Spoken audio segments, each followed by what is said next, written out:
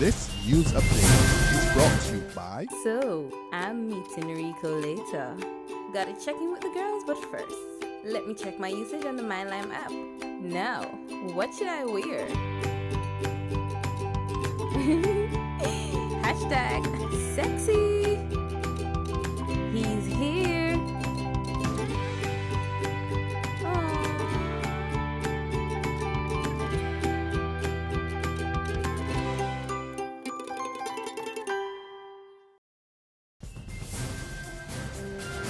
It's Thursday, July 2, and it's time for your Barbados Today evening update. I'm Kmar Jordan. Thanks for joining us. We begin with breaking news at this hour. The National Union of Public Workers is to make good on its threat to stage a national shutdown on Monday.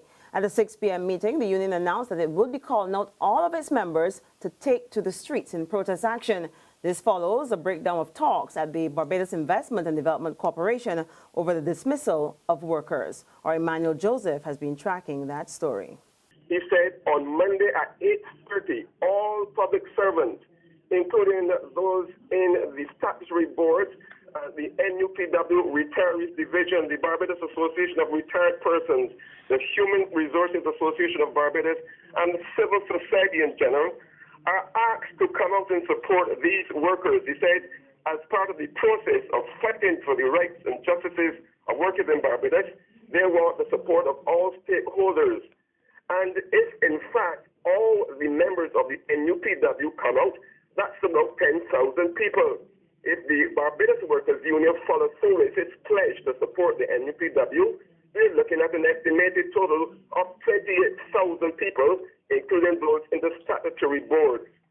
Now, the NUPW says a war has been declared, and there will be no turning back. In fact, this march and protest on Monday is just stage 2, because there's another stage which, according to the General Secretary, Acting Robin Smith, there will be unseen protest, unseen action, but it will be felt.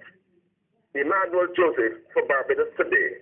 Thanks, Manny. Well, amid much pomp and fanfare, CARICOM leaders opened their 36th summit in Bridgetown this evening, sending a strong message that with the weighty issues now confronting the 15-nation grouping, there's no time to waste. Our Fenella Wilburn is the woman at the Barbados Hilton. The ceremony began with a procession of the heads of government led by Prime Minister Frondell Stewart. Shortly after, Governor General Sir Elliot Belgrave arrived and the conference opened. Several anthems and a prayer later, Secretary General Ambassador Owen LaRock opened the meeting, saying that he is confident that it would advance the development of the country. Prime Minister Perry Christie of the Bahamas then took to the podium, passing on the chairmanship of the committee to Prime Minister Frondell Stewart. Addressing a number of his colleagues, 9 of whom are present at the opening, Prime Minister Christie revealed that he had to leave immediately following his speech as pressing issues awaited him back home in Nassau. The leaders of Grenada, Dominica, Guyana, Belize, Antigua and Barbuda, Haiti, Jamaica, Montserrat, St. Lucia, and St. Kitts and Nevis are present, and top representatives from the other 4 members of the 15-member countries are here. Reporting live from the Hilton, Barbados, Fenella Wedderburn for Barbados Today. Outgoing CARICOM Chairman, Bahamian Prime Minister Perry Christie is proposing an overhaul of the tax system in the vital tourism sector. Addressing the opening, he pointed out that taxes make up over 65% of airline ticket costs, and he argued that there's a strong case to be made for the removal of such levies. The present high taxes have the effect of reducing travel rather than increasing it. I'm not suggesting for one moment that we should remove all taxes from airline tickets immediately and invite the United States, Europe, and South American countries to do the same. What I am asking is that we examine the likely effects of such a move on employment, on total spending, and on tax collection.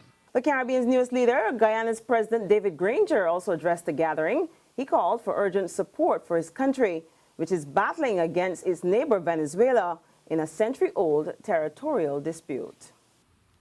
Guyana seeks the support of its sister states in the Caribbean community. We clamor for the succor of the Commonwealth. We yearn for the security of the United Nations and the shelter of international law to bring a peaceful end to Venezuela's rejection of the validity of a boundary which has been defined as a full, perfect, and final settlement, and which all parties at that time vowed to accept and respect for all time. And you can get full coverage of the CARICOM opening in this evening's e-paper and on our website at www.barbadostoday.bb. Unacceptable. That's how the United Nations Secretary General Ban Ki-moon is chiding the region for the high level of gender-based violence and abuse. Delivering remarks at the Justice and Response Ending Gender-Based Violence in Barbados event at UN House this morning, Mr. Ban described the Caribbean as a place with a lot of problems. He stressed that urgent action was needed to correct those problems. I'm outraged by these unacceptable crimes. Shame belongs to the perpetrators and not the victims. So we have to encourage the victims to report and speak out. Well, during that meeting, Attorney General Adriel Brathwaite and Social Care Minister Steve Blackett signed a memorandum of understanding with UN Women to boost efforts to end gender-based violence and give women greater access to justice.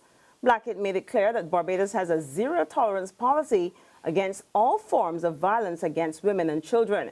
He pledged to continue efforts to create a safer Barbados for men, women, girls, and boys.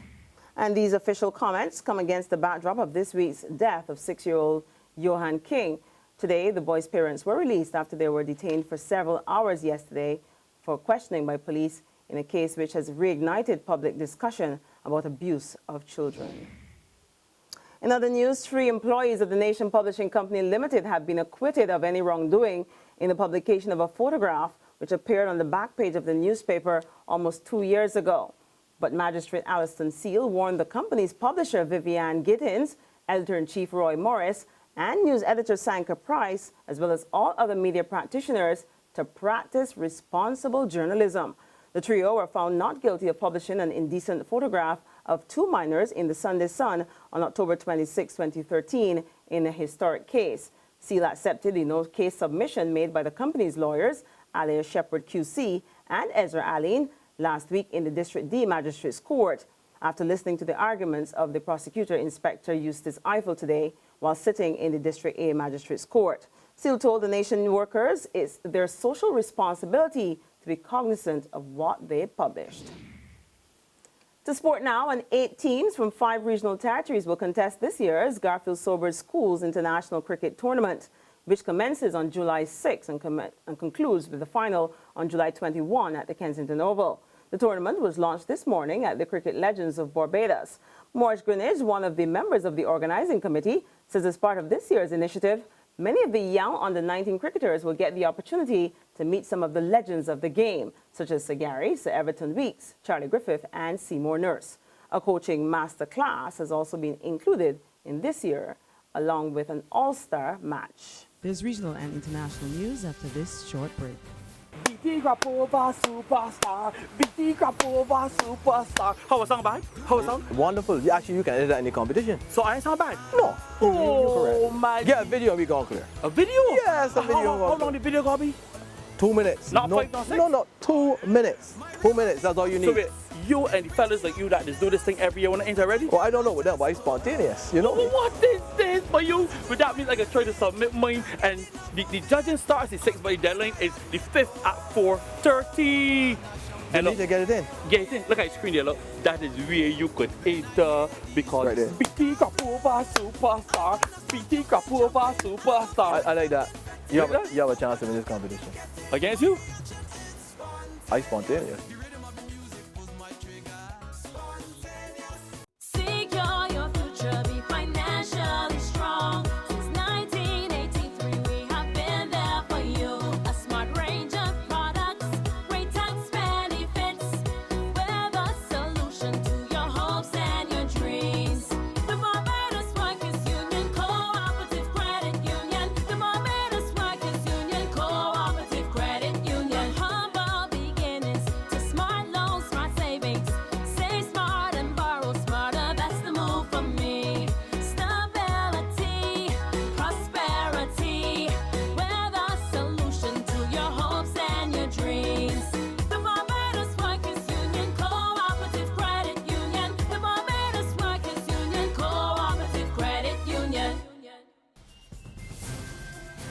World News Now, a report into the crash of a Trans-Asia plane back in February reveals that the pilot made an error before the plane went down, killing 43 people.